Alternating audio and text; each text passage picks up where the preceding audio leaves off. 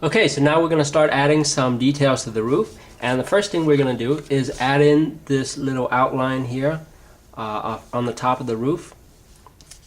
So I'm just going to add a little border right here all along the side of the roof. And when you're drawing this, feel free to turn your paper in whichever way that will make it the most comfortable for you. So once you have that border drawn all the way through the roof, we're going to just go in and start dividing it up and using this sort of circular pencil stroke here, just like that, to make it look like there's tiles laying on top of each other.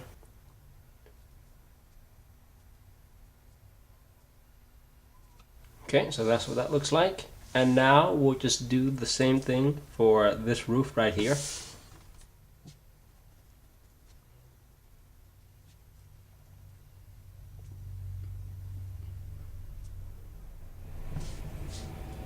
Okay, and then we'll just do the same thing for this little patch of roof right here, and also this corner and this corner of the roof.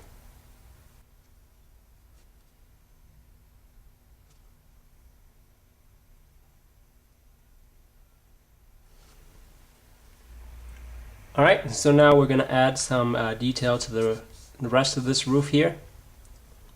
So just to give the roof some texture, I'm just going to start drawing some horizontal lines that go along the roof like this. And I'm just going to keep these lines sort of light. You don't have to be too perfect with them. It's okay if they're a little bit messy, because the whole point of this is just to give the roof a little texture. And of course, once again, if it makes you feel comfortable, turn the paper sideways and draw like this if you would like. Just remember to these lines are still converging towards a common vanishing point, so just keep in mind the slant of the line so that they look like they're converging towards this one vanishing point down in this vicinity right here. Okay, so I'm done putting in the horizontal lines. Don't worry if you go outside the line a little bit. We're going to clean that up and when we get into the pen stage. And now I'm just going to do the same thing for this roof, except the lines will be going in this direction. Okay, so now we're going to start drawing in the little tiles that lay on the top half of this house. So we're going to be drawing these tiles right here. And they're basically just a bunch of tiles that are half circles laid on top of each other. So I'm just going to mark out the dividing line that separate those tiles from the brick, and it's going to be right at the top edge of this lower window.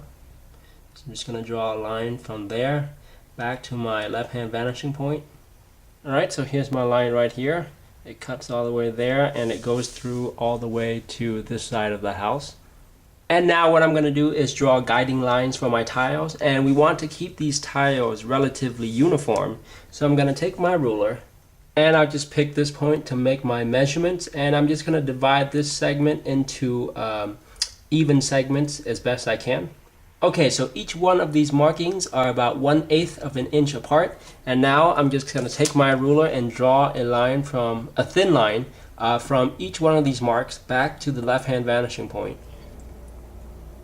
Okay, so there's my guiding lines, and notice how as they go towards the horizon line, here's the horizon line right there, as they go near the horizon line they begin to flatten out, and all these lines sort of create a fan-like pattern. And when you draw them, make sure to draw it through to this side of the house as well. And notice how as the lines go from this side of the building to this side, they gradually get smaller. So by following these guidelines when drawing your tile, you'll automatically get that diminishing effect that naturally occurs with perspective. Okay, so now using these lines as a guide, we're just gonna go here and start making tiny half circles like that along these lines.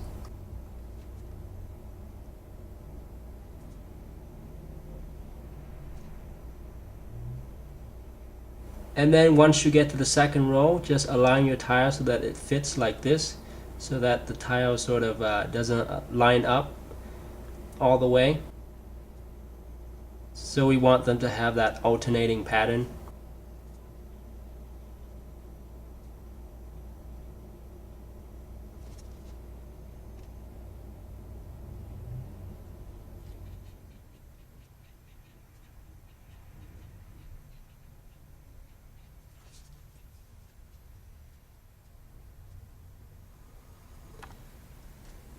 Alright, so those are the tiles for that side. Now let's work on the tile for this side of the house.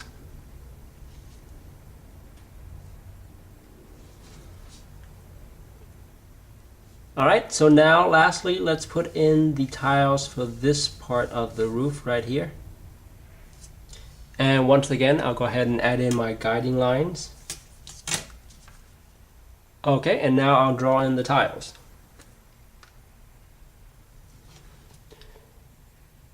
Okay, and because these tiles are going to be facing a slightly different direction, I'm going to draw them at a slight slant. So they're going to be more slanted towards this direction. But it's pretty much the same process. Okay, that's pretty much all the tiles for the house. Go ahead and put them into your drawing. And don't stress out too much about making your tiles 100% perfect. Just as long as you keep them neat and relatively uniform, they're going to look great.